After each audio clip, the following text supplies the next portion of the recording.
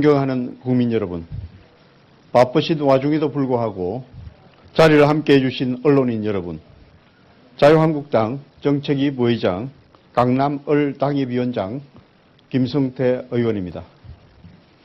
남북 정상회담이 있던 지난 4월 26일 문재인 정권에서 언론 통제를 시도하는 어처구니 없는 사건이 있었습니다.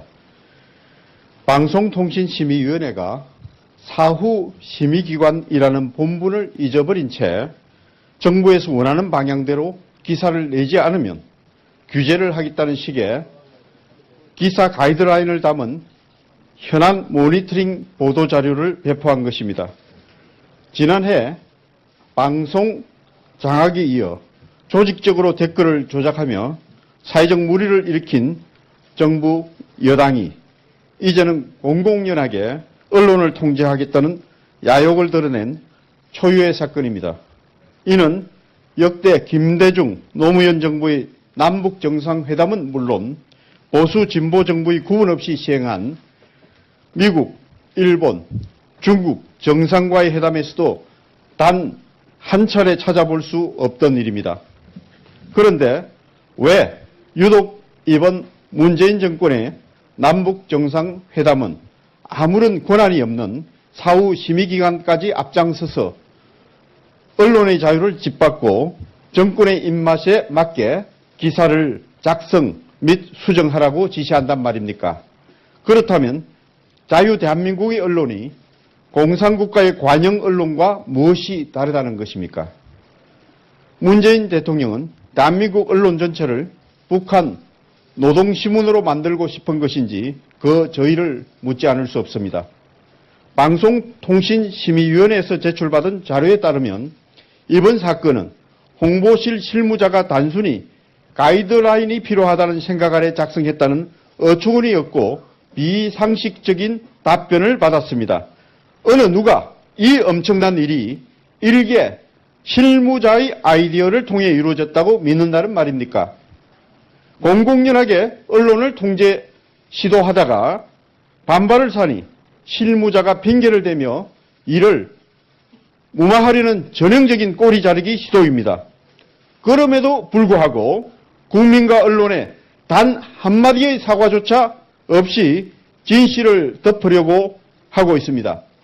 또한 이렇게 엄청난 내용을 발표하면서 방송통신심의위원회 대다수의 위원들은 그 사실조차 몰랐다고 합니다. 그나마 보고한 위원들에게조차 급하다는 핑계로 점심시간을 이용한 유선 및 문자 보고로 갈무리한 사실을 미루어 볼 때 누구의 지시로 그리고 무엇을 위해 이 사후심의기관의 본분까지 잊어가며 언론 통제를 시도했는지 철저한 진상조사가 필요할 것입니다. 결국 수직적 구조를 가진 정부기관이 이토록 신속을 요하며 소속기관의 상임위원들조차도 무시할 수 있었다는 건 윗선 누군가의 지시 없이는 절대로 불가능한 일입니다. 사건을 무마하기 위해 방송통신심의위원회가 자체적인 경기조사 태스크포스를 운영하겠다고 밝혔습니다. 하지만 댓글 사건을 조직적으로 무마하고 방송장악의 시나리오까지 작성했던 문재인 정부의 방송장악 행태를 미루어 볼 때 작금의 사건은 방심위 내부 조사에 맡겨서는 절대로 안 될 것입니다. 지금 즉시 국회 차원의 진상조사단을 꾸려 언론 통제를 실제 사주한 인물 그리고 그 배후자를 찾아내어야 할 것입니다. 이를 통해 더 이상은 공공연한 방송장악, 언론 탄압을 시도한 세력의 실체를 밝혀 다시는 자유대한민국에서 이 같은 자유민주주의 근간을 흔드는 사회주의 방식의 언론 통제가 이루어지지 않도록 경종을 울려야 할 것입니다. 경청해 주셔서 감사합니다.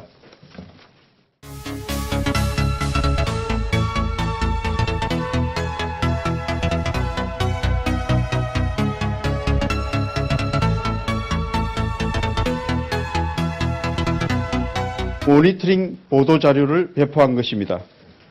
지난해 방송 장악에 이어 조직적으로 댓글을 조작하며 사회적 물의를 일으킨 정부 여당이 이제는 공공연하게 언론을 통제하겠다는 야욕을 드러낸 초유의 사건입니다.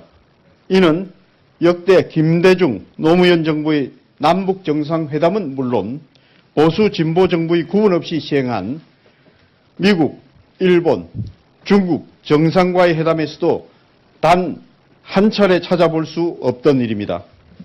그런데 왜 유독 이번 문재인 정권에 남경하는 국민 여러분, 바쁘신 와중에도 불구하고 자리를 함께해 주신 언론인 여러분, 자유한국당 정책위 부의장 강남을 당협위원장 김성태 의원입니다.